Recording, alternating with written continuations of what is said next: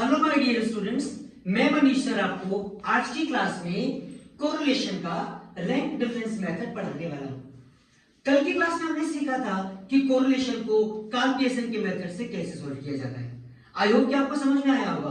Today we are going to discuss कि correlation के numerical को रैंक डिफरेंस मेथड, जिसको स्पीयरमैन ने कैलकुलेट किया था, फाइंड आउट किया था, उनकी भाषा में किस प्रकार कोरिलेशन को सॉल्व किया जाता है। जैसे कि आप जानते हैं कि कोरिलेशन में दो इंडिविजुअल सीरीज गिवन होती है, एक एक्स और एक वाई। ये जो वैल्यूज हैं, ये जो डेटा है, ये मैंने अपनी मर्जी से कुछ भी लिखा है। आपके एग्जाम में कोई भी नंबर आ जाएगा तो ये क्वेश्चन आपके सामने है और कहा गया कि कैलकुलेट कीजिए correlation which is represented by R. आप ये जानते हैं। तो what will be the first step? सबसे पहला काम क्या होगा? आप सीरीज के डेटा को रैंक देंगे। Rank will be from higher to lower, मतलब डिसेंडिंग ऑर्डर में। सबसे बड़ा नंबर कौन सा है? 25।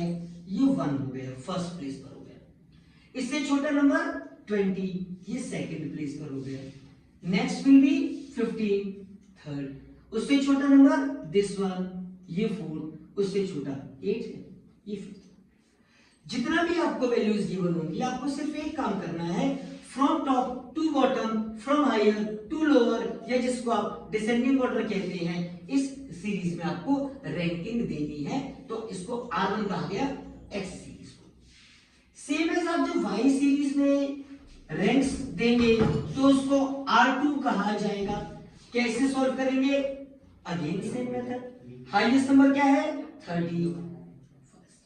इससे छोटा नंबर क्या है? ये second. After that this one, third. उससे छोटा नंबर ये 4। उससे छोटा नंबर ये 5। इस प्रकार से आप रैंक देंगे। आया समझ में? अब इसके बाद क्या होगा? दोनों रैंक्स का डिफरेंस लीजिए, R1 माइनस R2।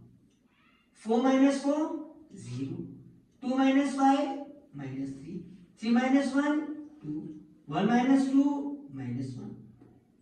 ऐसे आपने दोनों रैंक्स का डिफरेंस ले लिया। इसके बाद आप इस डिफरेंस का स्क्वायर कर दीजिए। 0 9 4 1 4। इसके बाद टोटल कर दीजिए 9 10 14 18। ये आपको टेबल बनाना है। इस टेबल को बनाने के बाद now you will apply the formula of rank difference method as I told, which was given by Spearman। Formula है R is equal to 1 minus 6 into sigma d square upon n square minus 1।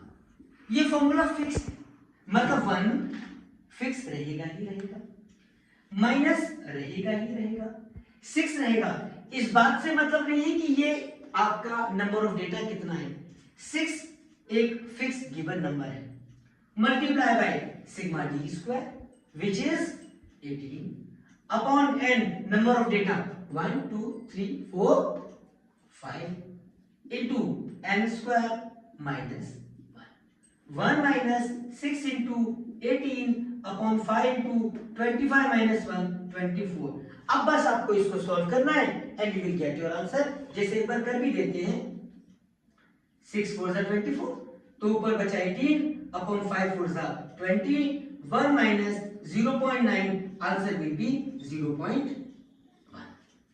I hope कि आपको समझ में आ गया। फिर भी अगर नहीं आया तो कमेंट सेक्शन में आप मुझे डाउट लिख दीजिएगा, मैं आपकी समस्या का समाधान कर दूंगा। चलिए बाय, गॉड ब्लेस यू।